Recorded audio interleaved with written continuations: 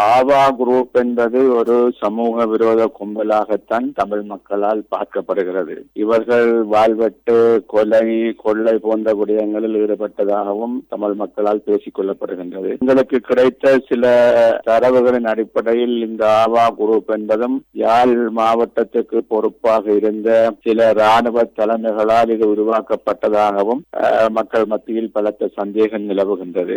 இடையில் இந்த ஆவா குரூப் பாரிய பிரச்சனைகளில் ஈடுபட்ட பொழுது அவர்கள் எல்லோரையும் கைது செய்து விட்டதாகவும் பத்திரிகை ஊடகங்களில் செய்திகள் வெளிவந்திருந்தன. இப்பொழுது ஆவா குரூப் மீண்டும் போலீஸ் புலனாய்வு பிரிமுறை வாளால் வெட்டியது போன்ற சம்பவங்கள் நடைபெற்றதாகவும் தாங்கள் அதற்கு பொறுப்பேற்பதாக துண்டு பிரசுரங்கள் வந்திருப்பதாகவும் கூறுவது எவ்வளவு தூரம் உண்மையான செயற்பாடுகள் என்று எங்களால் நம்ப முடியவில்லை. நாங்கள் இவ்வாறான வேலைகளில் ஈடுபட்டோம் என்பதை ஒரு சமூக விரோத கும்பல் ஏற்றுக்கொள்ளுமா? அவ்வாறான விஷயங்கள் முன்னர் நடைபெற்றிருக்க என்றால் எனது அறிவு கட்டிய வகையில் அவ்வாறு எதுவும் நடைபெறவில்லை.